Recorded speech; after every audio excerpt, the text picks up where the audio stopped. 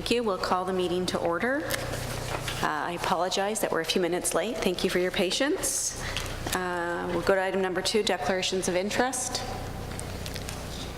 I see none. We'll go to number 3. Can I get a motion to approve the agenda, please? Trustee Thatcher, seconded. Trustee Forbes, all in favor? We'll move to a report from the Committee of the Whole in camera. No, we don't have a report, so we'll move past that, and we'll start with community presentations. The first is with respect to the Maple Ridge boundary changes, capacity planning. We will welcome Paige Salakis and Noel Manchelenko, and if I have mispronounced your names, please correct me. I don't mind that at all. Thank you for joining us.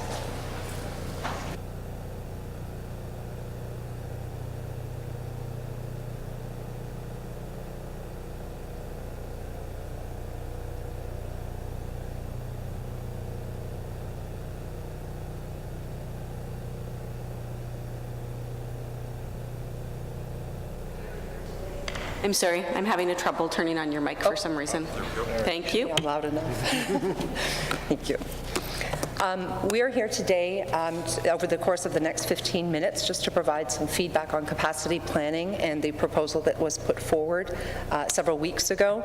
But before we do that, if you don't mind going to the next slide, we want to first of all thank the board and our trustees for the decision that was made during the January 20th meeting. The decision to defer and to allow for more time for a proper review, additional consultation was greatly appreciated. And we just again wanted to thank you for really listening to the community and capturing a lot of our concerns in your actual motion. And just to reiterate, some of the things that we were very pleased to hear was the fact that this opportunity for additional review will allow us to explore options more thoroughly, allow us to engage in more authentic consultation, and also that you'll be proceeding with examining the French immersion program in a more robust and strategic and systematic way. We also agree that the opportunity to solicit additional input from communities, have staff examine the trends and lessons learned from other districts, and make recommendations to meet the diverse needs of our students and our families is very much appreciated. And we also, as well, are looking very much forward to the release of the report that will happen in fall of 2020. Just to recap some of the comments from the January 20th meeting, which included moving towards a planning mode rather than a reactionary mode, and conducting a district review as there are similar cases in other municipalities, including conducting a review and then coming out with a more fulsome plan for the entire board and not just individual areas, and speaking to the bigger issue of consultation and the manner in which the board consults, giving the community a much better opportunity to have their voices heard in the process. We are in agreement with these comments and these initiatives, and we thank the Durham District School Board and the trustees in recognizing this.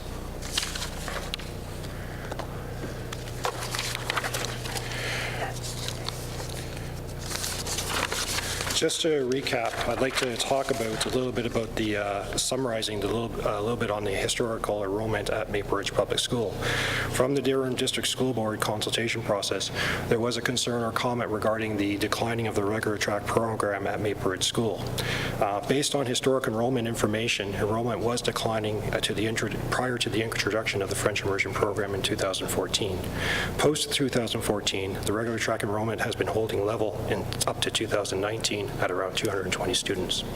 Part of the reason is that there's a generation turnover starting in the community of Maple Ridge Public School, with newer families moving into the area. Based on the information gathered from the Durham District School Board, enrollment into the Maple Ridge Public School home area with the families has been increasing over the past 5 years. Newer families are moving into the area as previous generations downsize. Newer families are enrolling in both the French immersion and regular track programs, increasing or maintaining the current enrollment numbers. Based on 24% of the total French immersion track program composing of in-boundary students, the total in-boundary enrollment has increased from 251 students in 2014 to 329 students in 2019, increasing the school's capacity from 54% utilization in 2014 to 71% of school capacity in 2019. Out of the 329 students, 229 students are regular track and 109 are French immersion. The inclusion of outside area enrollment adds an additional 347 students, bringing the school capacity in 2019 to 146%.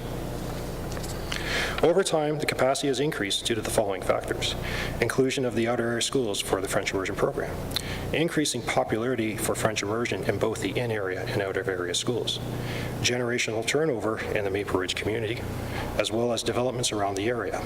This has resulted in an increase in inflation in the enrollment at the school. It is our understanding that these are the capacity issues that the board is trying to resolve.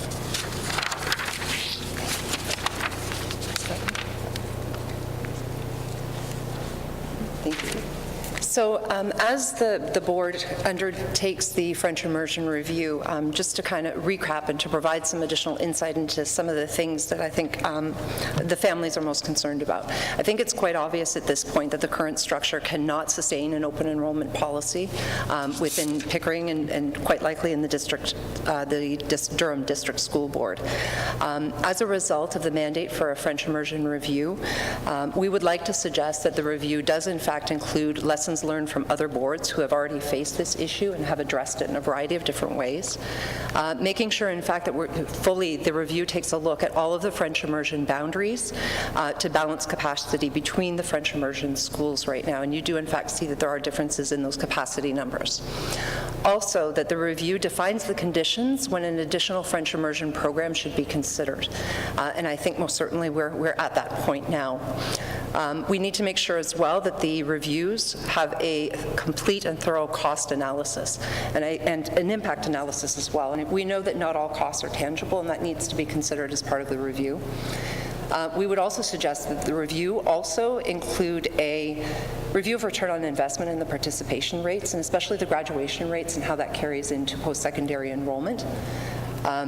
And also, just to make sure that from a controller, from an expansion option perspective, some of the considerations are to use all available capacity at your existing French immersion schools, potentially introduce the program at other schools that are already underutilized, and very specifically to perhaps consider program restrictions that are better in line with the capacity limitations and the limitations that we already know exist in French language resources. Do you mind pressing the button? Oh, thank you. So how the review is done and the content of it is very important, but how exactly that's approached and who does it is equally as important. And we would suggest as well that the reviews need to be completed by all parties and all stakeholders who are impacted by any decisions that would be made. We would also strongly recommend the use of third parties experienced on these issues to be part of the consultation process. And we would also recommend that the review not be conducted by any single party. That just assists to make sure, in fact, that everything is looked at, all possible impacts are looked at, and we need to be very careful that the review is not done by any one party who has a vested interest in a particular outcome. I think by doing so, you'll absolutely instill the public confidence that is required, make sure, in fact, that there's no conflict of interest and that a separation of duties exists. And I think that's extremely important in a review like this, where there are so many families that would be impacted.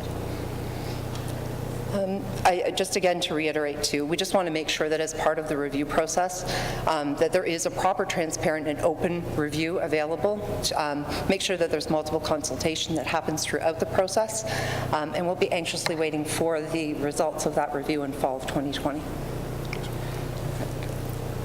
So I'm going to take this. So while we are talking an awful lot about the French program and the French review, we know that we are here specifically as well for Maple Ridge. So when it comes to Maple Ridge specifically, we want to make sure that every single option is looked at, and this is not approached in isolation or in a silo.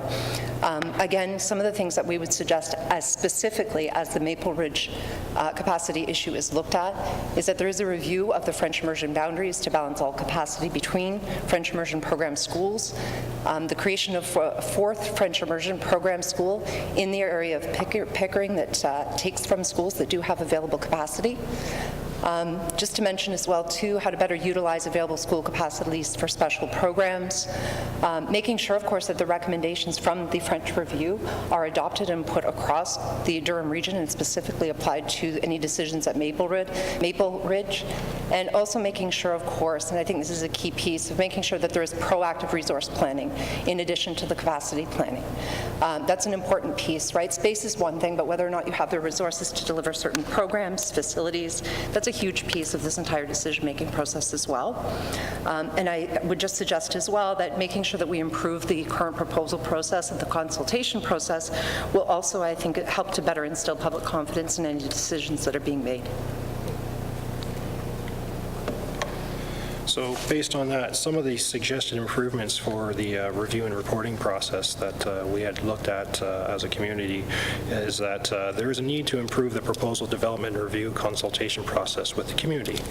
For proposals that have a significant impact on the school community, it's recommended that proposals adopt some of the key requirements from the Ministry of Education's Pupil Accommodation Review Guideline that was revised in 2018. That all stakeholders be engaged early in the proposal development process to identify and minimize impacts. Proposals should include at least 3 accommodation scenarios for review, not just single one.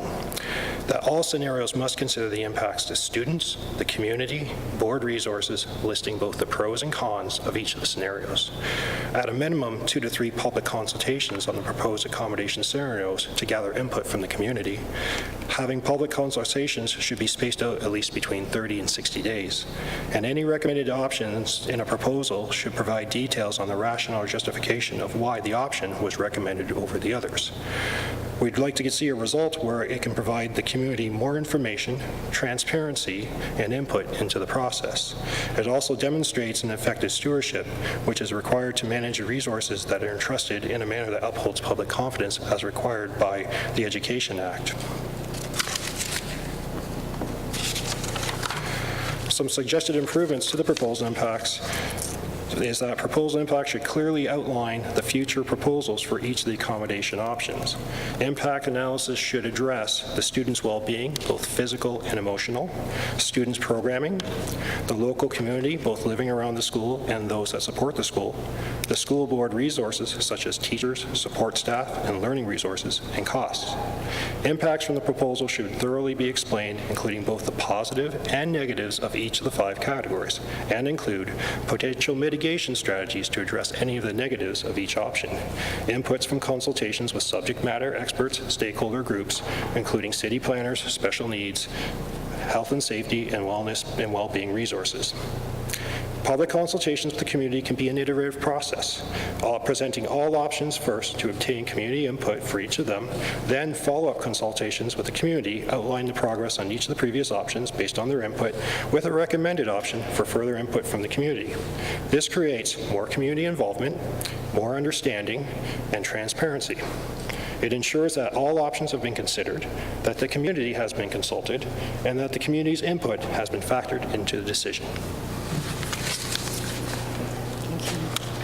So again, just to summarize, we very much thank the board and the trustees again for deferring the decision and allowing for additional time in examining what available options are available to solve this. We want to thank you very much for your quick response that was made on January the 20th. I think we've all, there's many lessons learned that I think that we've all come to learn as a result of this. And as a community, our primary goal is to make sure, of course, that we are a partner in this endeavor, to make sure, in fact, that all options are taken a look at, that the process is done in complete transparency. And we also hope that our participation, and of course with yours, will help to improve the consultation and the review process overall. We're very grateful for your time. And we understand this is an issue not just at Maple Ridge Public School, but also into the different areas in the district, and so we're hoping that some of the suggestions would help. Absolutely. Thank you. Thank you for the time.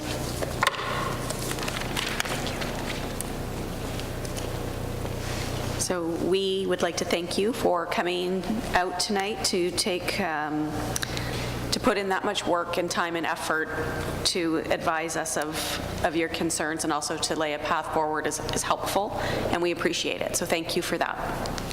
We will move on to second community presentation, Special Needs Implications of French Immersion Review by Anna and Roloff Cinema. Again, happy to be corrected. Yeah, that's fine. It's Anna Cinema, and thank you for having me tonight. Thank you.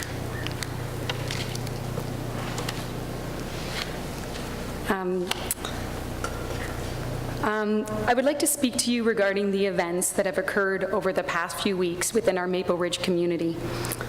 Although the Maple Ridge Public School Boundary Review has been deferred until 2020-2021 school year, it is important for you to understand how this has impacted our family and other families within the Maple Ridge community. Additionally, I would like to assist in the process of the DDSB's French Immersion Review by expressing my concerns and help raise awareness for the well-being of our children as a whole and those children with special needs. Before I begin, I would like to tell you a little bit about my family. We moved into the Maple Ridge community in 2004. We have 2 boys, ages 10 and 12, who have attended Maple Ridge Public School since 2011, when they began in kindergarten. When we heard of the proposal for redistributing the English stream students into Vaughan Willard Public School a few weeks ago, we instantly felt blindsided, distraught, angry, and as a result, we lost sleep over the proposal for various reasons. As a collective, many families with children in the English stream felt similar emotions, which is why we are here tonight. We feel that it is imperative that you understand how your proposal has affected our family and others as well. Our eldest son has special needs. This radical approach of removing our children out of their home school ultimately would have had a very damaging effect on him. He has had a very challenging time within the educational system since he was identified in kindergarten. Due to the lack of the special education withdrawal program and the educational assistance that were and are still not available to him, he has faced many challenges. Nevertheless, due to the lack of resources available to him, special consideration was granted to him to repeat grade 1 through our persistent requests and our understanding of an educational system that undeniably promotes all students regardless of achievement and acquisition of the curriculum standards. Since then, he has made many friendships, and he has felt the closeness of a caring school community through the familiarity of the school building, classrooms, staff, and students for over 9 years. This, thank goodness, has allowed him to thrive and flourish. Displacing him into a different school building with unfamiliar staff and students would affect him negatively and would consequently set him back yet again. In addition, the angst that my husband and I feel every September at the beginning of the each school year to ensure that his homeroom teacher and staff understand his exceptionalities is hard enough. But the idea of having to familiarize our son with teachers and staff of an entirely different school to know and understand his needs would add more stress and frustration to him and ourselves. These are the concerns we have for our son, and unfortunately, the board most certainly has not considered how the move will impact our son, other children who have special needs, and the children within our local community. All in all, children may be resilient in some ways. However, displacing them from a school that they only know will have great social and emotional ramifications. While the proposal to move Maple Ridge English students out of their home school may have come as a result of the planning department looking at raw numbers, this department and the DDSB must recognize that these numbers are children, and not all these numbers are the same. Not all these children are the same. My son is part of those numbers, and the numbers you speak of are children with from many families who have their own personal stories on how their children will be negatively affected. Many children from our Maple Ridge families will consequently struggle with academic and social anxiety. And when the news broke through a school flyer that our English stream students would be moving into Vaughan Willard Public School, the children were devastated to learn that they were going to be torn away from their neighborhood home school, friends, and teachers. Our neighborhood schools provide children the opportunity to play together during the school day and outside of the school day. The school also gives children the opportunity to come together for class projects, school activities, concerts, sporting events, and which adds to this strong-based community. Schools act as the glue which hold communities and neighborhoods together. The board's proposal to remove children from their own neighborhood school would take away this opportunity and will in turn cause disproportionate hardships to the academic achievement and, most importantly, the well-being of students, and more so with children with special needs. When Maple Ridge Public School became a dual-track school in 2014, my husband and I understood that putting our son in the French stream was not a suitable option for him. He had already struggled with receiving support within the English stream. Therefore, this only made our decision to keep him in the English stream more definitive. Unfortunately, the French program did not and still does not allow for an inclusive opportunity for children with exceptionalities, including my son. As well, there are children who have been in French immersion program for years and have faced some learning difficulties within the program, and as a result have been either counseled to take their child out of the French stream, and some families have been discouraged to take the stream altogether, which raises the concern as to why supports are not available for these children who would like to continue their studies in French. There are numbers that support and indicate that French immersion programs have dramatically lower proportions of students with special needs. This is a human rights issue that needs to be seriously examined as part of the Durham District School Board French Immersion Review. In DDSB's French Immersion Review, we should consider how children with special needs will be impacted. Unfortunately, students with special needs should not have to opt out of the French Immersion program because they learn differently from other children and require additional support.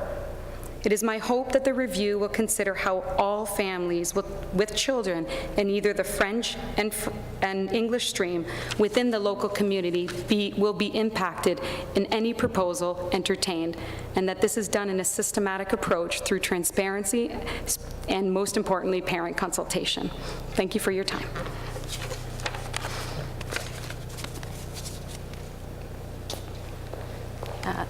Mrs. Sinema, thank you for your presentation. I know that there is not a single trustee at this table who doesn't understand that those numbers are children. And we absolutely appreciate you taking the time to come and remind us of that. So thank you. We'll move to community presentation C, French immersion programs, Sachin Maharaj.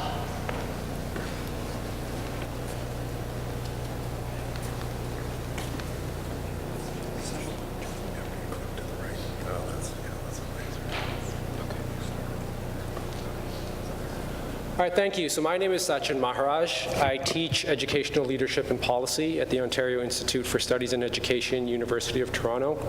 Two of my major research interests are school boards and school choice as it relates to socioeconomic segregation. So that's why I'm here today, to hopefully help inform the board on some of these issues and help give you some guidance in terms of the way the French Immersion Review should go going forward.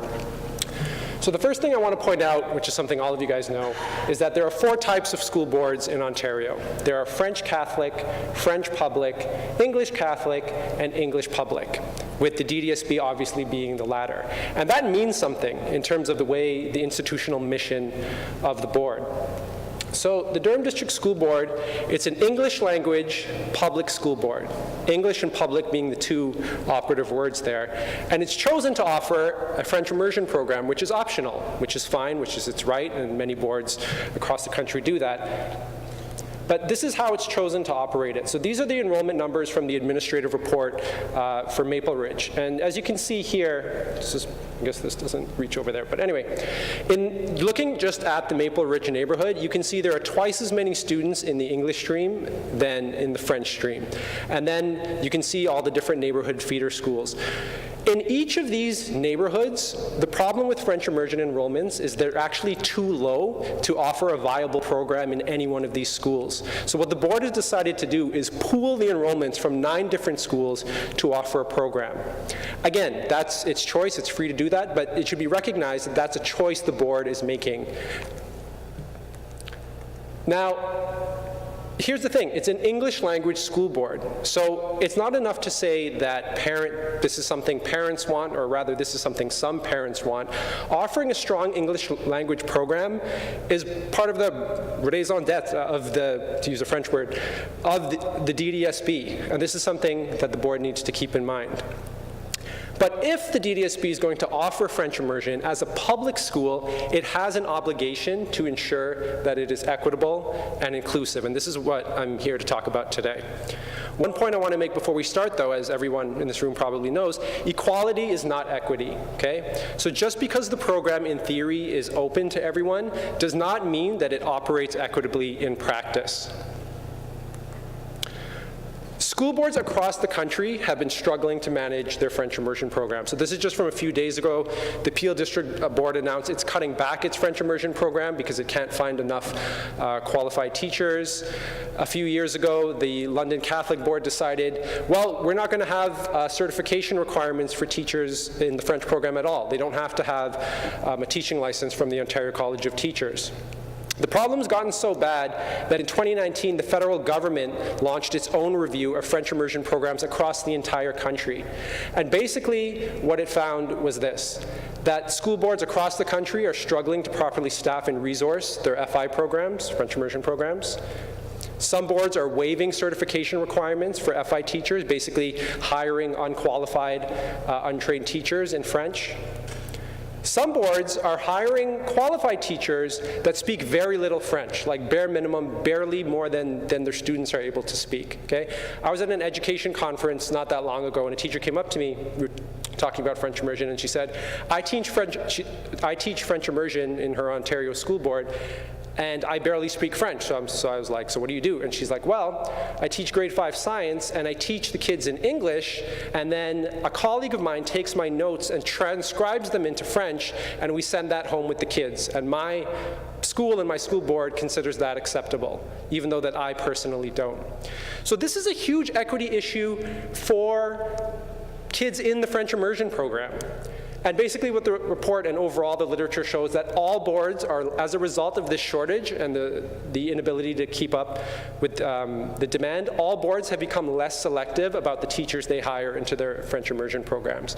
So just because somebody speaks a certain language doesn't necessarily mean that they're a good teacher. But when there's a shortage, you can't really discriminate. You have to take whoever you can get. This is a problem in boards across the country, and this is a problem in the Durham District School Board as well. So my advice is that the DDSB has an obligation to not expand their French immersion program beyond its ability to provide high-quality teachers and resources. Again, for parents with students in the French immersion program, this is a huge equity issue. Okay, the data I'm about to present now are from 2 Ontario school boards, Toronto and Ottawa, because they are the 2 boards that most recently conducted reviews of their French immersion programs. So what the Toronto board did is they looked at 3 different cohorts of students that entered French immersion in senior kindergarten, and they followed them for 12 to 10 years, depending on when they entered. The most recent being in 2008, 2009, and they followed them for 10 years until they got to grade 9. And basically what you see in all 3 cohorts is significant attrition year over year in the program. That by the time all 3 cohorts got to grade 8, the majority of the students had either dropped out of the program back into English, or in many cases had been pushed out of the program for various reasons that I'm going to talk about. And then when it gets to high school, it's even worse. It's about 2/3. The most recent data, they disaggregated by gender, so more males tend to drop out of the program than females, but basically the point is you see this step increase over time. So there's 2 issues this raises. One is from a program planning perspective, why boards are spending significant resources rearranging schools and students and families for a program in which a significant portion, if not most students, are going to drop out of eventually. But 2, and what I want to focus on today, is who are these students that are dropping out of the program or being pushed out of the program? Okay? And how are they different from the students that are retained in the program? This is where the equity impacts come in. The DDSB doesn't track attrition. the way that I just showed, but it does have, this is from its accommodation, recent accommodation plans, it does track participation rates in French immersion for elementary and secondary. And basically what you see when you compare side by side is that from elementary to secondary, enrollments basically fall off a cliff, okay? In each town, in each city, in the Durham District School Board, you have significant elementary enrollments and very low secondary enrollments. So even though you don't have the year-by-year data, if you interpolate between these 2 points, you're going to get a similar trend, okay? Because they're not all just dropping out in grade 8. And in fact, I mean, you'd have to do the analysis, but the trend might actually be even worse here than in what I just showed you in Toronto. Again, this is something that the board should be considering. Okay, this is from Ottawa, and what they did in their review is they looked at students in the English stream and students in the French stream when they were in elementary school, and they followed them through high school to see what pathway that they took, okay? And so sort of reading this, as you can see, this is in English. Students in the French immersion program were almost universally in the academic track, sort of the university-bound track, almost 100%, 98%. Whereas in the regular English track, you had a much more diverse range of students, some in academics, some in applied, which reflects the student population as a whole. Not all kids are sort of destined to go to university, and that's represented in the English track. That's not represented in the French track. So what this means is that the program is operating as a form of academic streaming. And it's operating as a form of academic streaming essentially starting in kindergarten, which is when students have to make this decision about which program to go into. This runs completely counter to what we've been trying to do in Ontario educational policy for the last 2 decades. This is for math. The disparities are actually even bigger in math. But one thing that the Ottawa board did that was really interesting, in the bottom rows, they looked at dual-track schools, and in the top rows, they looked at single-track schools. And what they found is the gap between the two is even wider in single-track schools. So when you have single-track schools, even though it might be more efficient, okay, it actually widens the equity divides between the two programs. So that's another thing the board should keep in mind in terms of its planning going forward. This is from the Toronto District School Board. This looks at student and family demographic data of students between the two programs, okay? So this is this whole school board on the left and the French immersion programs on the right. What you can see is students in the French immersion program are disproportionately rich, so professional, meaning professional occupation, over $100,000 in family income. They're disproportionately rich, contains very low level of students that are poor, contains disproportionately high students that identify as white racially, lower proportions of other minority groups. It contains essentially no new immigrants to the country, and about 1/3 the proportion of students in special education identifications. So again, you have a program that's disproportionately rich and white with very low levels of poor students, new immigrants, and students with special education needs. And those students tend to be clustered in the regular track program. So again, how is this an equitable program? If all the advantaged students are being clustered in one stream and all the disadvantaged students are being clustered in another stream? The answer is it's not.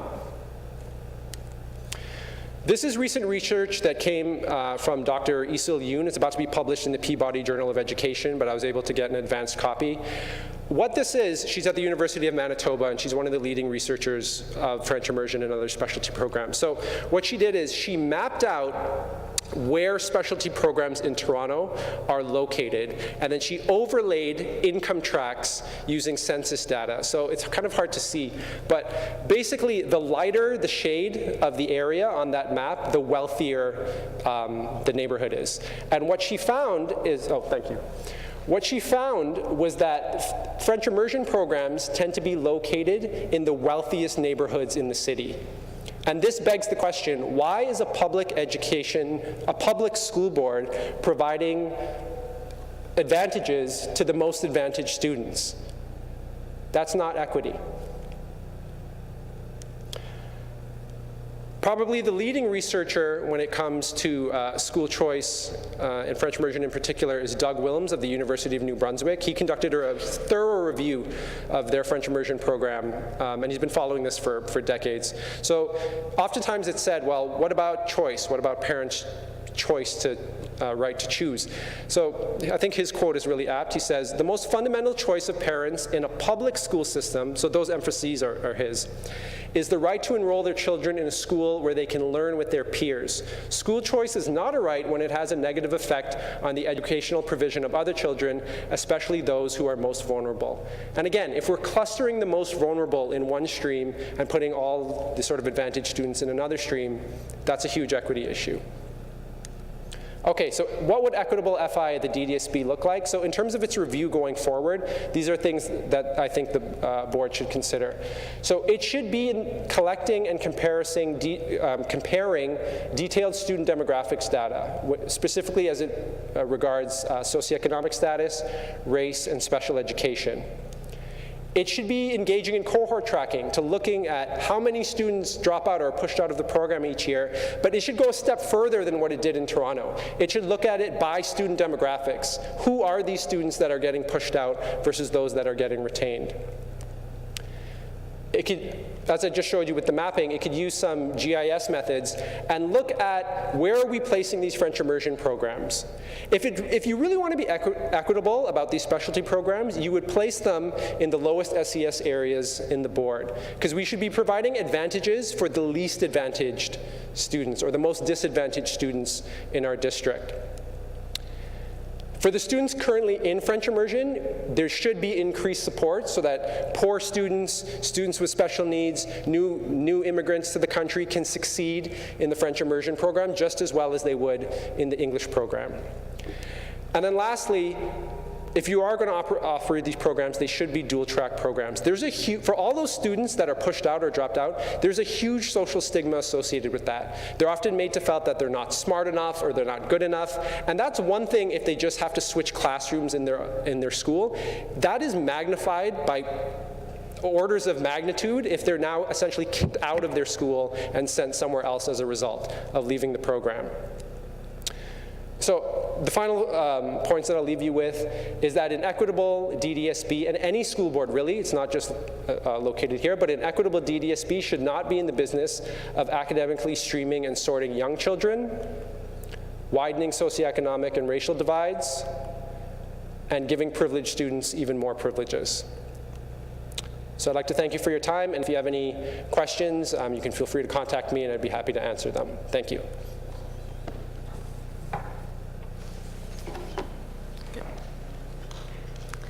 So I see none, so thank you as well for your presentation. They have all been very helpful.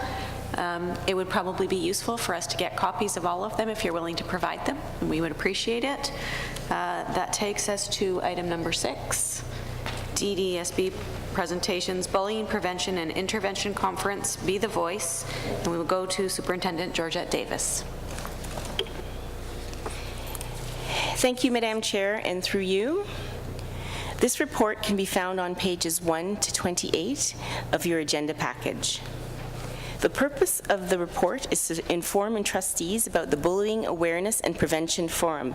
Be the Voice, Show Your Character. Durham District School Board is committed to developing and implementing initiatives in bullying prevention and intervention. As a result, DDSB conducts a Bullying Awareness and Prevention Forum for students each year during Bullying Prevention and Intervention Week. This occurred on November 20th, 2019. We had participants from grades 5 to 8. Secondary students from O'Neill CVI led table groups at the conference, and they took their responsibilities very seriously because during that day we had a fire alarm, and at that time the students led warm-up activities in the parking lot while we waited to come back into the building. I would like to introduce Dan Hogan, Substance Use Violence Prevention Coordinator. I would also like to welcome from Joseph Gould Public School, Colin Carlson, Addison Lazenby, Connor Mills, and Emma Turner, along with Principal Andrea Della Torre. Thank you for being here. I would also like to welcome from O'Neill CVI, Denalia Frey, who's here with us, and also Lee Morton, staff, and Principal Peggy Perkins. I would also like to thank Ken McNaughton, our Safe Schools Officer, for being here to support. feel like the opening act, it's always terrible. You go first and then you're followed by what's the really good stuff coming. But I'll start with a statistic. 66% of Durham District School Board students feel that they matter. That means 34% of students feel that they do not. This data was shared with you at the last board meeting, and I know you'd all agree that we'd like to start working towards every student feeling like they matter. The Show Your Character Bullying Awareness and Prevention Conference and Forum was developed to help students contribute to their school community and promote students' understanding that their voice matters. On November 20th, 2019, the Safe Schools Department hosted its annual Bullying Awareness and Prevention Conference here at the Ed Center. 120 students attended from 5 different schools from all across the region. This conference is based on a model we developed last year, the Be the Voice Conference. Unlike conferences that we've run in the past, we invite schools to send an entire classroom to ensure that the data generated at the conference is reflective of all students. In that class, and a better representation of the school population back at their school. To extend the reach of the conference, the Safe Schools Department created a package and provided support for the schools. Using the package, organizers at the schools could facilitate a forum and adapted it to address the concerns and questions in their school. Forums provide an opportunity to capture good cross-section of student voice, which can be used in school planning. There were 4 goals for the conference and the forums: to provide introduction to bullying awareness and prevention as it relates to the schools and students, to gather student voice and to inform school planning, to build relationships. And it was also there so the students could have some fun. That was a very important part. Whenever we hosted conferences in the past, we always asked feedback from the students about the event. Consistently, students asked, less talking at, please. Stop talking at us. Let us do more things. Let us share and talk together a little bit more. I think with this conference and the forums, we've actually mastered that balance. As part of PPM 144, students are supposed to have a voice in the development of school bully prevention and intervention plans. And they're also supposed to be part of Safe and Accepting Schools teams. The conference and forums help schools to hear from a broader diversity of voices that do not always volunteer. So these are not the ones who want to be on the Safe and Accepting Schools teams.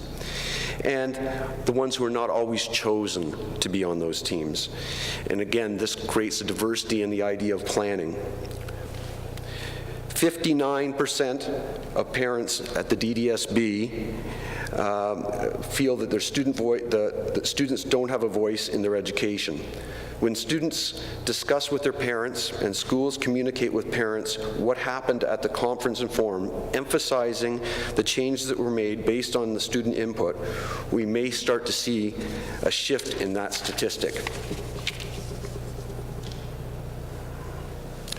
This is the basic model of the day. Schools have been able to tailor this agenda to meet their needs. The schedule attempts to balance fun and work and minimizes the amount of talking at students to about 15 to 25 minutes, depending on what the school chooses. Providing just enough information to give the students an understanding of the key concepts, the language, and the goals of the day. The data from the conference and the forum was garnered via sticky notes. It started with brainstorming and writing down their ideas on the sticky notes, then sharing the ideas with their group, and then collectively, with the support of a trained group leader, the group then clustered the ideas into key concepts that were all very similar. They then named those concepts, and then after they named them, the groups would then get up and look at the concepts and named ideas from the other groups, and they had an opportunity to vote on what were the big ideas they felt were important and the changes that needed to be made at their school. The key learning from the conference, students said, we need to continue to include everyone. That being said, they were saying that they did a good job at including students in their schools, but we need to do more of it. We need to include every student in all our games that we do, all the activities that we do. They thought that their schools had an incredible diversity of activities and choices and extracurriculars that they could do in their buildings, but they also felt that that should be expanded to include more activities so that everyone could be included. I do a lot of work in harm reduction, and I often look to the Icelandic study that comes out of Iceland in harm reduction, and it really is about having activities based out of schools, after school, for everyone, every day. And it has a big impact in harm reduction in our communities. Our teachers, they said, need to communicate and enforce rules in a clear manner. Communication was a really big, frequent theme. They want more communication about what's going on in terms of bullying, what's happening to the people involved in the different situations. And students really want to learn how to take part in addressing bullying at their school. They want to be a part of making things better. That was a real key part to this. Now, I've spoken long enough. I'll let the student leaders from the conference and the forum talk about their experience. O'Neill leaders were asked to participate in this conference this year because they ran 2 very successful events the past 2 years at their school. In fact, they were so successful last year that they were emailing me in September saying, can we have the form package now? We want to run ours in October. And they ended up, I wasn't even close to done typing yet. I'm working frantically trying to get it done. I'm saying, can you help me draft this, edit it? You guys can work out some of the snags for me. And they did that. They took the form package in October. I hadn't even sent out the invites to the conference yet, and they were running their event at their school, and they did a great job. And then they did such a great job, I went and watched them do it. I said, it'd be a really great idea if you guys facilitate it for us at our conference this year. And they agreed to come and facilitate, and bringing their experience that they learned in their 2 years at O'Neill to the conference, and enriched the environment here at the board office and allowed the students to come here having a much better experience. I'd like to acknowledge the incredible work O'Neill leadership team did at the conference and the forum, and invite them up to share with you what they learned.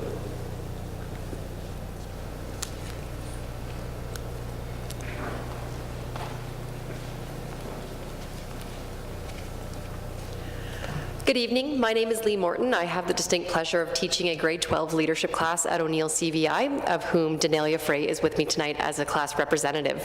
As Den mentioned, this was our second year running the Be the Voice conference at our own school. What we did to ensure that we had a representative student body being part, we were limited by size of our library, so we could have 80 students and not our full 1,250 to 1,300 population take part. We had homeroom students select one from each class, and we really emphasized that we wanted to hear from all student groups in the school. We didn't want just the key leaders, the vocal students, the over-involved students taking part. We wanted to hear about students who did not like coming to school every day, who found that they struggled, who felt that they weren't represented. So at this conference, Danelia, as well as the rest of the leadership class, Dan had come in and helped us train up very quickly. As he said, it was an aggressive start to the year. And we got to hear from all of our student body and collect data, and what we found, I'll start here. So as O'Neill, we do strive to maximize the unique potential of each student. We strive to cultivate the skills essential for lifelong learning, nurture responsible citizenship, and provide a positive learning environment. To start our forum off, we actually just did something easy. We asked students to all send in something they loved about O'Neill. Now, something that made my heart grow 3 sizes was seeing that teacher showed up biggest in the word cloud, but it was not far behind from nice people, the different programming we run, all sorts of staff, and the students really love the rest of their student body. We had 2 to 3 leadership students working with each table, so there was grades represented, grades 9, 10, 11, and 12 acting as feedback groups, and we worked through a series of questions asking for feedback. We had based our questions partly on the programming that Dan was creating for this year's Show Your Character conference.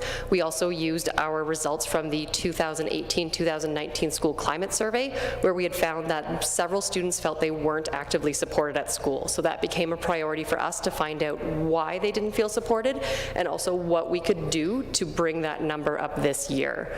What we found most for that question in particular was that students weren't aware of the programming or felt that they couldn't easily access it.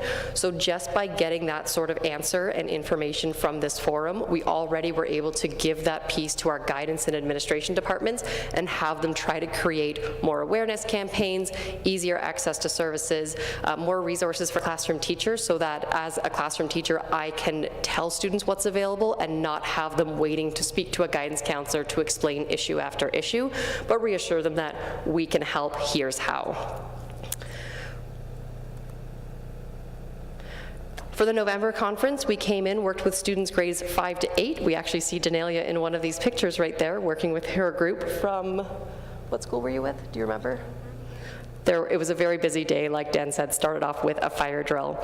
I'd like to actually turn the floor over to Denalia for a moment to speak about her experience with it, both in our school and here in this very boardroom, what she as a student leader got out of it, as well as what the younger students got by having our senior grade 12 students running the process instead of a staff member.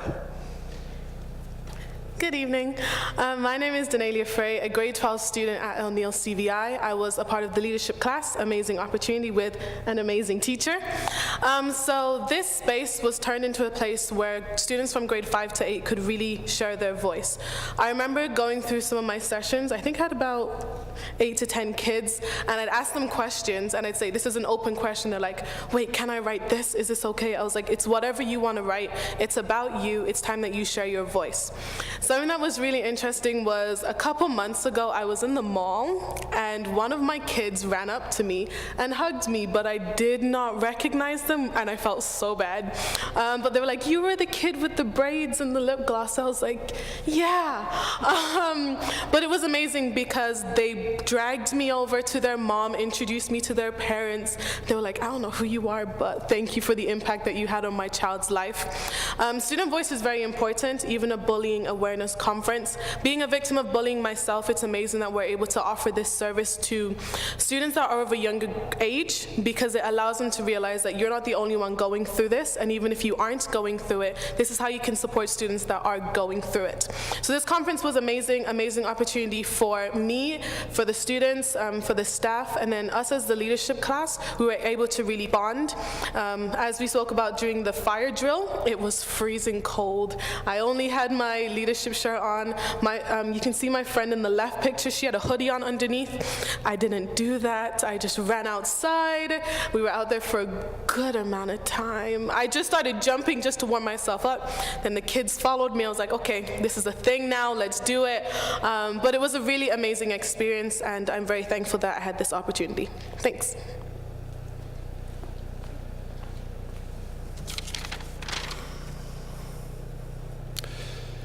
Joseph Gould was one of the first schools to call and ask for the form package, and it was great to hear from them. And what they did back at their school was exactly what we wanted them to do, was take the form package and use it as a template. It's not the you must do it this way. You need to look at the form and the questions I have and say, are they suitable for my school?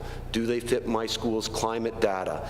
And what they did is they took those questions again and changed the questions to meet the needs of their school, looking at their climate data, what would work. I'd like now to invite the students from Joseph Gould up to talk about their experience as leaders of a forum at their school. I believe they're going to introduce themselves with their character trait superhero names. And if we're really lucky, they actually may also give us their cheer or their team cheer. So without further ado, could I have the Joseph Gould students up?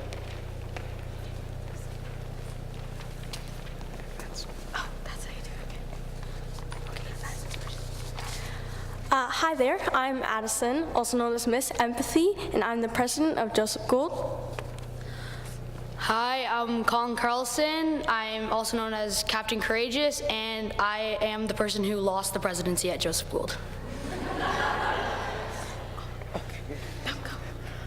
I'm Connor Mills, and I am also known as Sergeant Superkind. And I'm Emma, also known as Miss Responsible.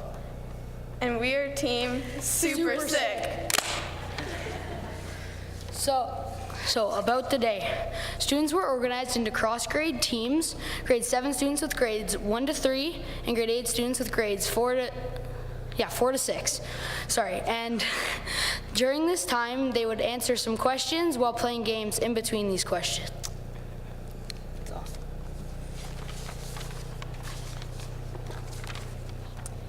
We asked students what character traits could help to eliminate bullying in the school and in the yard. These were the top answers: kindness, respect, courage, and teamwork. Now we're going to talk about the questions that were asked on the day. So before the students were asked about the questions, they were asked to pick 3 character traits that they thought were the most important to help bullying. So we are going to use kindness, respect, and courage since those were the top answers. So for question number 1, it was, how do students at Joseph Gould show kindness, respect, and courage? So for kindness, people say nice things to other people and help them when they're hurt. For respect, they said listen to what people have to say, and when someone is getting bullied, respectfully tell them to stop. And for courage, they said standing up to bullies and being brave and taking risks. And for question number 2, we asked, what is Joseph Gould doing to show kindness, respect, and courage in our school and classrooms? Joseph Gould is encouraging kindness through the Golden Ticket program, which recognizes students who help others.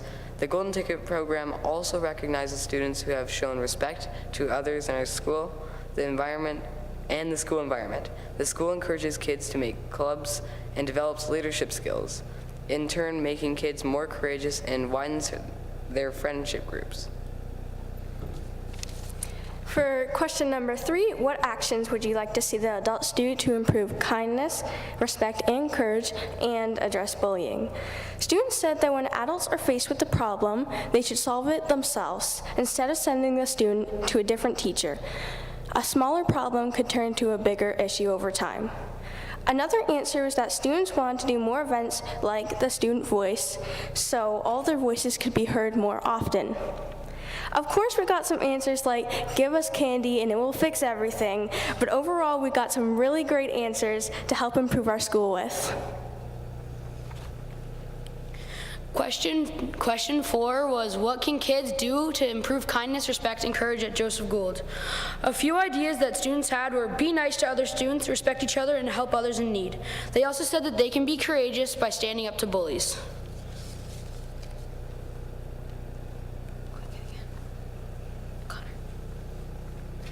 Since the conference, our school has gone to do more great things like The GSA put up a wall called Be the Eye and Kind Wall. This is where the GSA took pictures of students of Joseph Gould being the eye and kind, hence the name.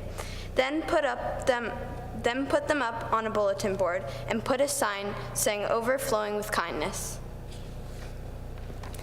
For a couple of years now, Joseph Gould has been running a program called Golden Tickets, mainly for younger grades. You can receive them by showing kindness in the classroom and outside at recess. Once someone has received one, they can go down to the golden wall where they put their name randomly on a number between 1 and 200. The first row of names wins a prize. This encourages younger students to show kindness and integrity in our school and hopefully out of school too. We have been Team Super Sick.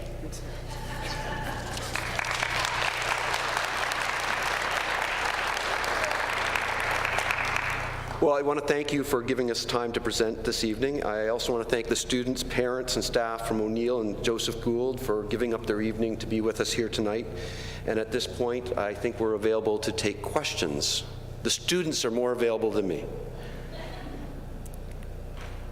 We'll go to Trustee Morton. Thank you, and through you. When I read the report this morning, I didn't realize that Joseph Gould was going to be here, so I was prepared to tell you all about Be the Voice Day, because I attended that day and I was so impressed. I absolutely love to hear the voice of our students. And I was so impressed with the way our intermediate students worked with our primaries and our juniors. I admire you for doing the work that you do and the leadership that you offer, and your principal is sitting quietly there beside you, but she's a tremendous leader, and I thank you all. Thank you. Thank you, Trustee Morton. We'll go to Tyler West. Trustee West. Echoing much of what Trustee Morton said, I could not stop smiling during this presentation. As you guys have probably heard from me over the past year or two, I am all about student voice, and seeing this and seeing how students were involved, students are the drivers, it's just phenomenal. I'm thoroughly impressed. Thank you. Trustee Noble. Thank you. To echo what Trustee Morton and Trustee West said, I didn't have the privilege of attending Joseph Gould's Day, but I did come to the Ed Center and see the amazing work O'Neill was doing with the students that were here, and I found it absolutely astonishing. I believe all the students in the room were so engaged and so proud to be sharing their ideas of what leadership is and how to combat bullying. And I think Denalia really summarized it the best. It's about you. It's time you share your voice. So thank you for all the work that you do. Thank you. And I have a comment because I always have a comment, it seems. And my comment is actually for Captain Courageous. And it's very brief. And all I would say is sometimes the most valuable lessons are in our losses. Humor and humility are incredible character traits, and you exhibited both of them. So thank you for coming, and thank you for you. I thought that was an incredible presentation. Thank you.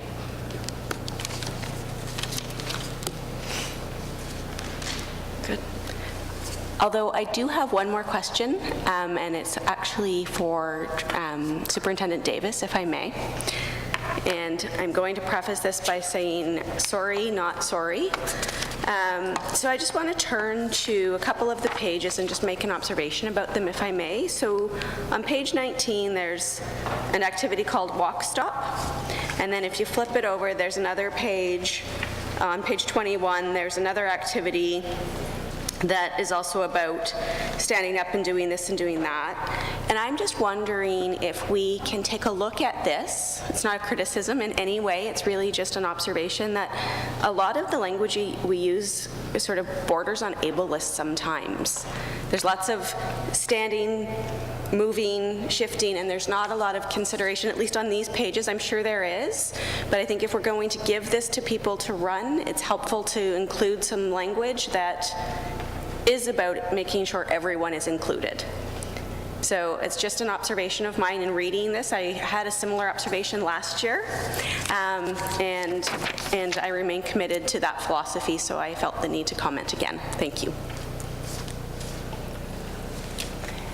Thank you for your comment, and we accommodate in the moment, but we do appreciate that comment, and we will take that under advisement for our package. Thank you.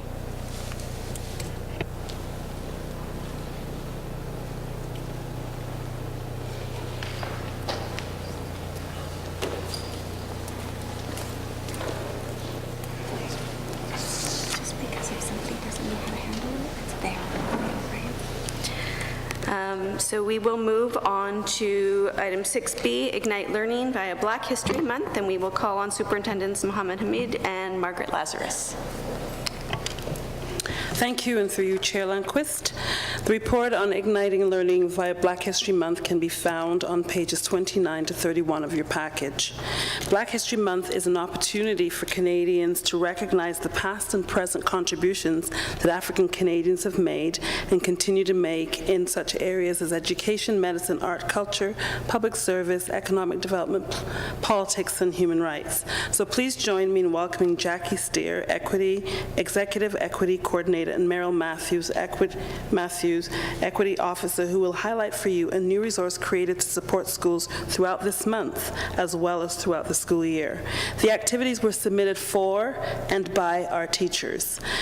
Additional sections were included to assist schools in their work to develop a rich and deeper understanding of how to integrate Canadian Black history into the curriculum.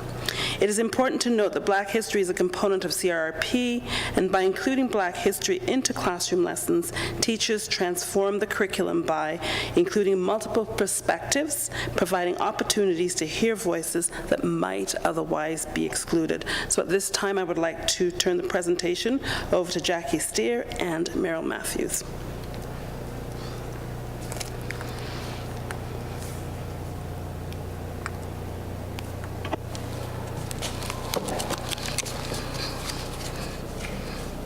Good evening, and thank you. It is my pleasure to be here tonight to speak about this new resource. The resource was created to assist teachers and educators in teaching students about Black History Month in Canada and integrating Black history into the curriculum. It's designed to be used throughout the year and not just in February, and I've been working for the last little while to consciously say Black History instead of Black History Month, because I would like us to move beyond Black History Month into Black History Year. One of the things that we know about Black history is that it's not just about slavery, and sometimes there's a tendency to focus on slavery when we're looking at Black history. And I've had many students say to me, we feel uncomfortable when that is the only focus of Black history. Throughout the resources, the activities in this resource, students are provided with opportunities to learn about the significant contributions that Black Canadians have made in Canada in a variety of areas such as politics, the economy, literature, sports, music, and the arts.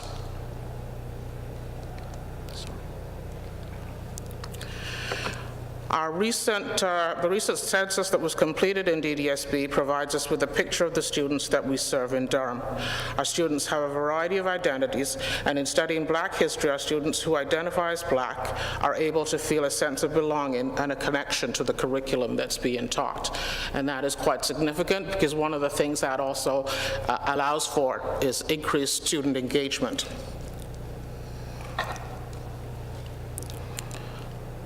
So the document begins with some suggested Black History Month activities, and I'm going to highlight a few of them. One of the suggestions is to read a book by a Black author, to explore Black music, read a biography of an influential Black figure, listen to the Martin Luther King I Have a Dream speech. And these activities are not just for Black students, they're for students and for adults alike.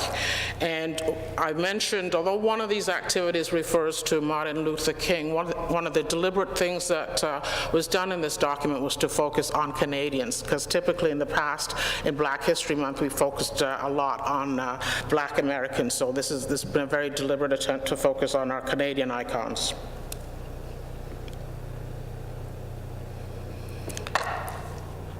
So as Superintendent Lazarus mentioned, these activities were used or utilized in schools last year, and they were shared with us. So that information was taken and categorized by grade, by division, by school-wide activities, and shared in this resource.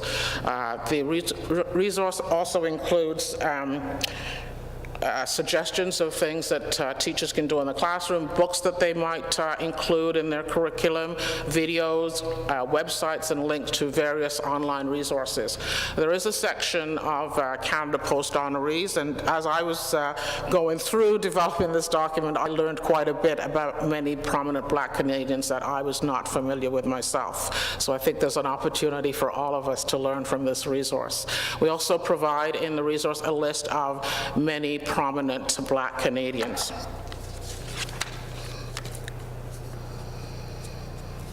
At this point, I'm going to turn the presentation over to Meryl, who's going to talk to you about the connection to CRRP.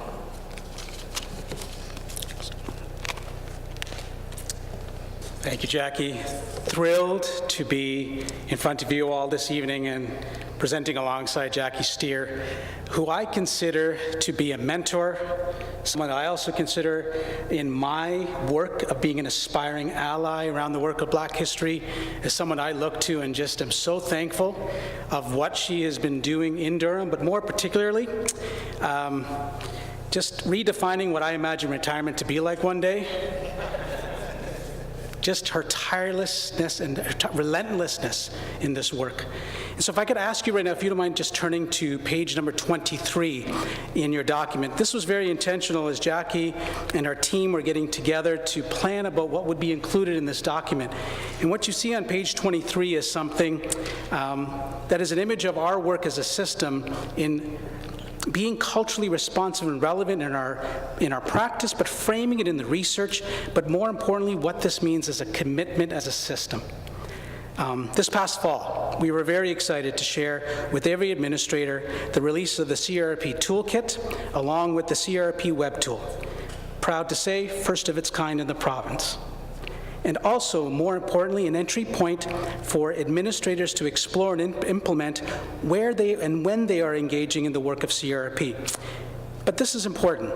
This document on Black history allows us as a system to go deeper with our commitment to culturally responsive and relevant pedagogy through the guiding principles of high expectations, cultural competence, and critical consciousness. So I'm going to preface that by saying that is edu-speak, in ways that we also want to make sure we're clear in how our students feel this when they walk into our schools. And more importantly, when we think about at the heart of this is understanding what is the curriculum. So if you don't mind just looking on page number 22, we were also very intentional of putting in this way of understanding what is curriculum. And this was interesting for us as a team as well in making sure that this was in our document of defining what is meant by the curriculum. So as a system, by incorporating Black history, it promotes a better understanding of unpacking the hidden curriculum, where as educators we develop our cultural competence in providing opportunities in the curriculum for students to share about their lives, their lived experiences, and providing opportunities to hear the voices that might otherwise be excluded. And we got to hear part of that as our students were up here talking about what their school means to them. But more importantly, in supporting our schools and understanding the importance that yes, February is recognized as Black History Month. And yes, schools will do assemblies, but moving beyond just the assembly and supporting the important work of critical consciousness. This is where what happens when teachers allow for students to explore and learn more about what was presented at the assembly, to offer multiple perspectives on how our students make meaning of the information that surrounds them. And my goodness, there's a lot of information that surrounds them nowadays. But as a team, we're finding that culturally responsive and relevant pedagogy, it's pushing our system to explore ourselves as educators, our thinking, our views about our students, and our practices as educators. And then just to bring this back to what Superintendent Hamid shared with us when we were talking about the census data.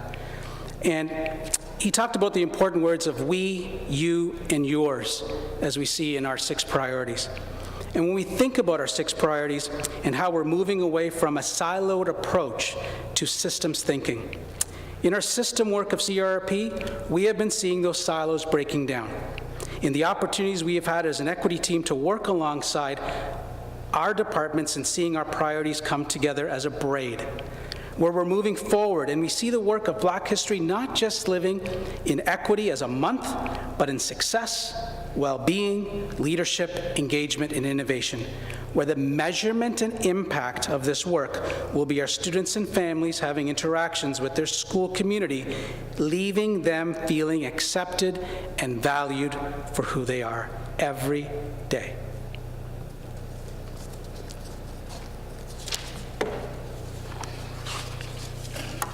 So this is what we hope the outcome of utilizing this resource will be, that teachers will embed Black history into the curriculum so that students can see themselves reflected in the curriculum and understand that Black Canadians have contributed to the development of Canada and that those contributions are recognized and valued.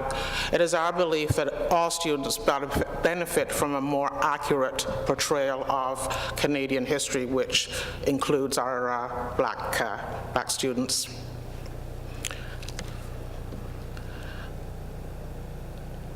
I'm passionate about quotes, so I'm going to close with a quote from Nelson Mandela. And there is an article about Nelson Mandela in the resource as well, because I believe he had a special affinity with Canada because Canada engaged in the fight against apartheid. So action without vision is only passing time.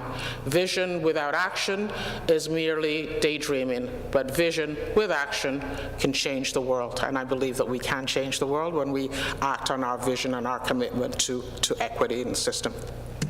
Thank you. This ends our presentation, and we are pleased, or at least Jackie and Meryl are pleased to take questions this evening.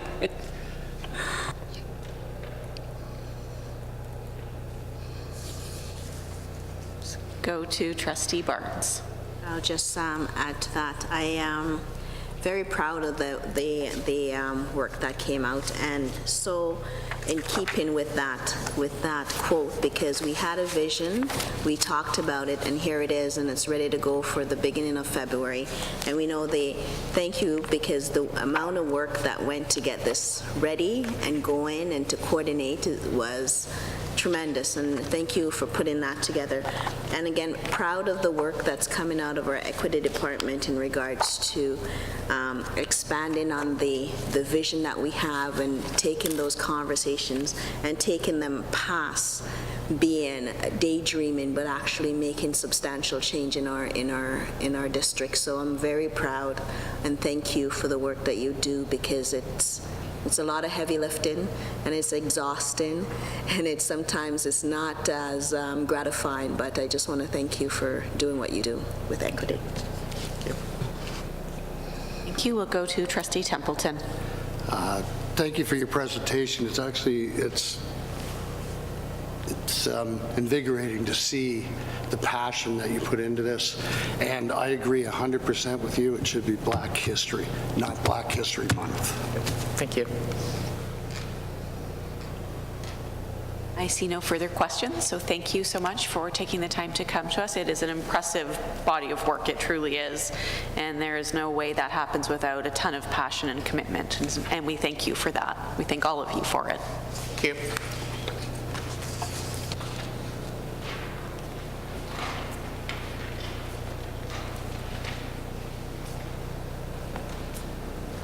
We have no recommended action, so we'll move to item 8, information, student trustee report. I'm not sure which one is up first.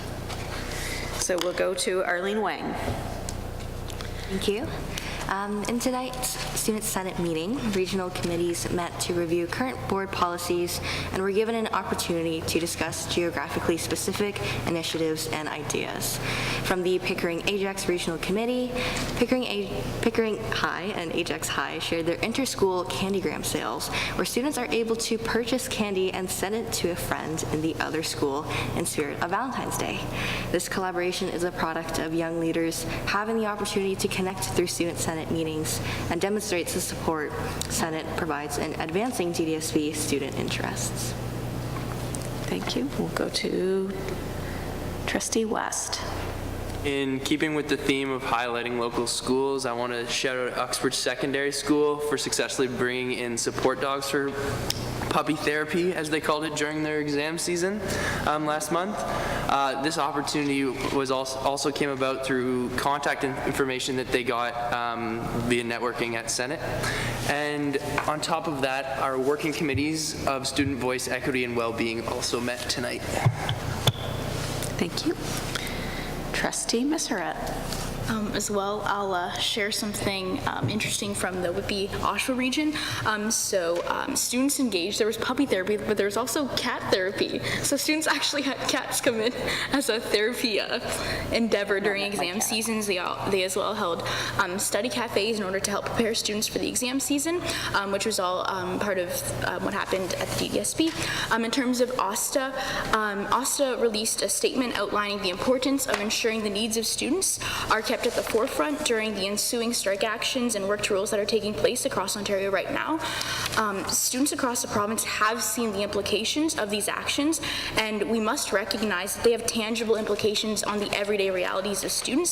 Students have explained how they might miss out on extracurricular opportunities, they might not be able to get extra help, they might not be able to go on graduation trips, and these are all central to a student's experience in the educational in the educational realm, and so they are really central to how students experience education. And OPSBA recognizes that the actions taking place have implications, and any action that is not centered around the best interest of students is antithetical to all that our education system stands for and who it was created to serve. That concludes our report, and we'd be pleased to answer any questions. Thank you. I see no questions. Thank you all for what is always informative information. And if anybody wants to bring puppies and kittens here, I would be happy to engage with those as well. That will bring us to item, I wasn't actually joking. That brings us to information item number 8, quarterly construction and major projects progress report with Acting Director Nora Marsh. Thank you, through you, Madam Chair. I've been looking for an excuse to bring my puppy, so I think I have one now. There we go. It's a win-win. Through you, Madam Chair, wanted to present for trustees' information on pages 32 to 39 of your package the quarterly report of the progress of construction and other major projects occurring across the district. You'll note that there's a significant number of projects on the go that are detailed within this document, so thank you to our facility services for their work there. This will be posted on the website so that our communities are also able to see the activities that are occurring as far as facility improvements. And I'm happy to say that the Chief Facilities Officer has remained in case there are any questions around this information report. Thank you. Thank you, and thank you for remaining. We do have a question. We're going to go to Trustee Edwards. Just a quick clarification around childcare projects. It does say that we have received approval for McCaskill Mills as well as Roland Michener, and construction would start January and February. But the other schools, that's what's on hold? That's what the pending on hold of ministry approval? Is that what those statements refer to in the report? Sorry, thank you, through you, Madam Chair. Absolutely, Trustee. That is what we're still having almost weekly conversations. The ministry has come back and they're starting to ask some questions with regards to enrollment and utilization. So we see that as a very positive step in hopes that we will start to get further approvals for these outstanding child cares. Okay. Thank you. We will go to Trustee Morton, please. Thank you, and through you.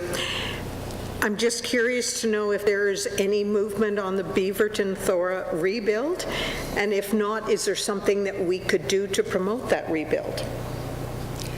Thank you, and through you, we actually 2 weeks ago sent information through to the ministry and asked them to take it directly to the minister himself for his review. So we're hoping that there again will be a positive outcome from that step. We just continue to wait to hear for further information from the ministry. Thank you. All right. I see no further questions. Thank you for staying and helping us get through that. That brings us to item 8C, the OPSBA report with Trustee Edwards. Thank you. 5 of us attended the Public Education and Pre-Symposium on January 23rd to 25th in Toronto. The keynote speaker for the pre-symposium was Michael Fullen, which we have had here in our board, and I do follow some of his works. He talked about global leadership and the need for change. He noted that traditional methods of schooling is not meeting the needs of students and society.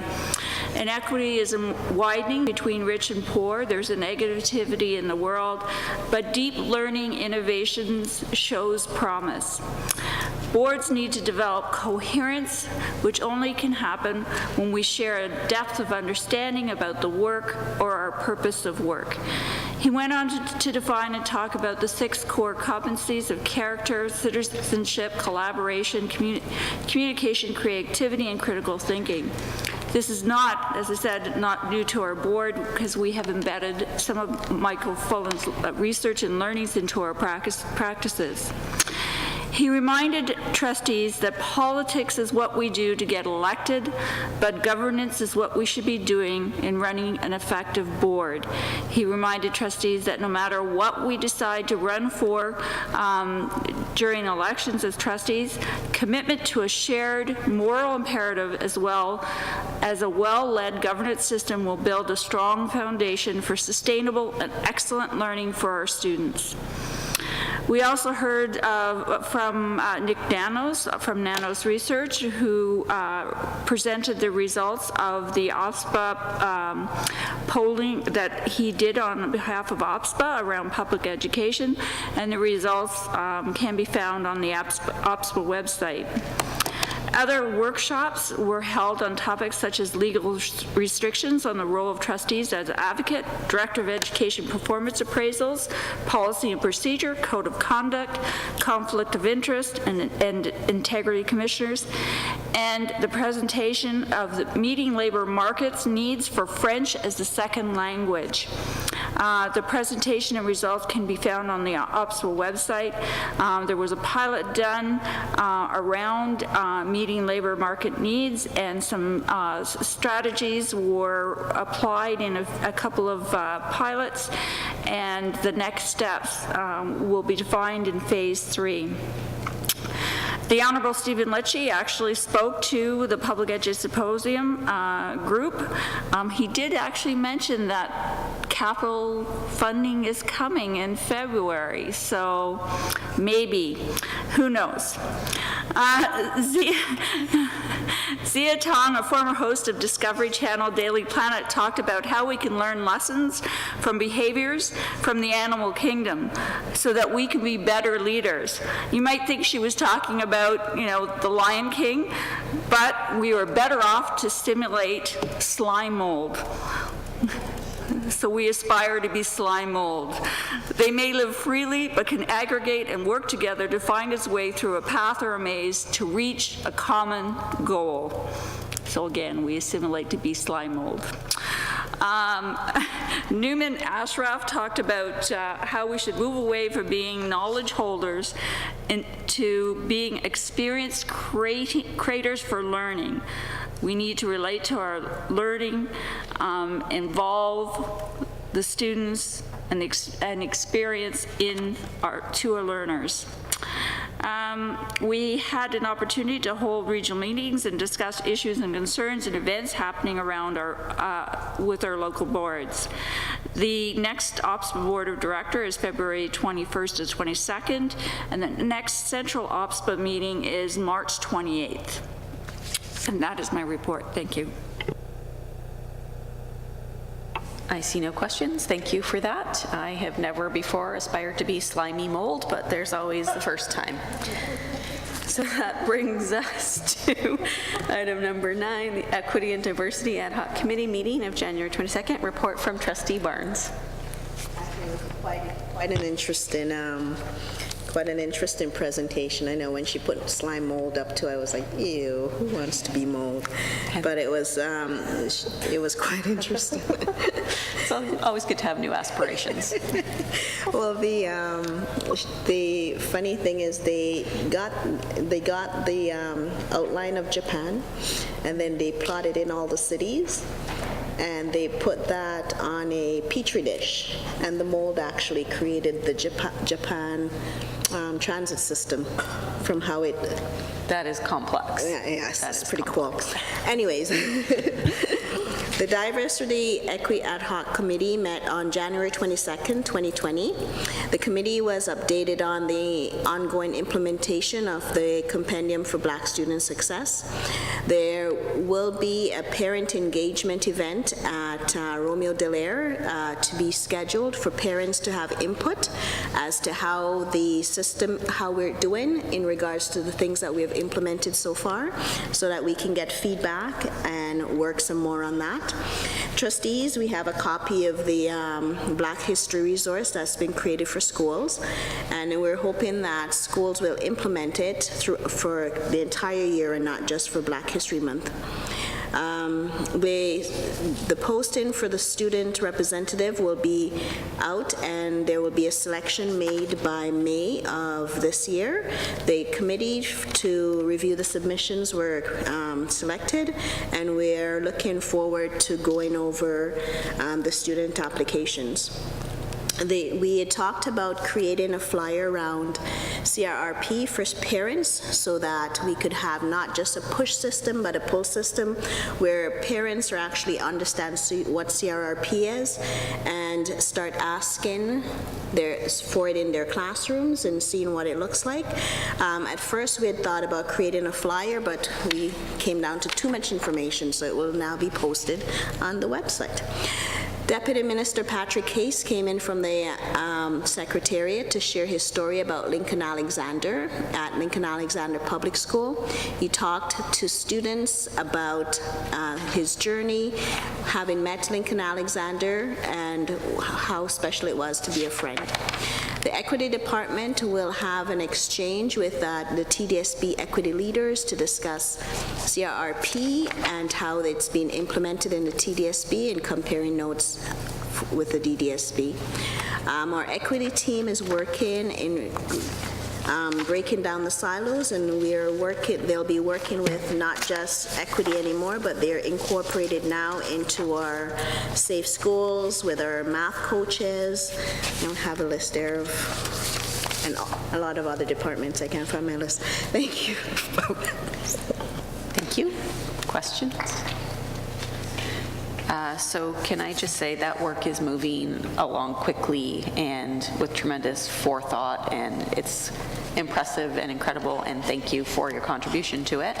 That brings us to item 10. We have no correspondence. 11, no other business, so I would ask for a motion for an adjournment, please. Trustee Barnes, seconded by Trustee Templeton. All in favor? Thank you for your time.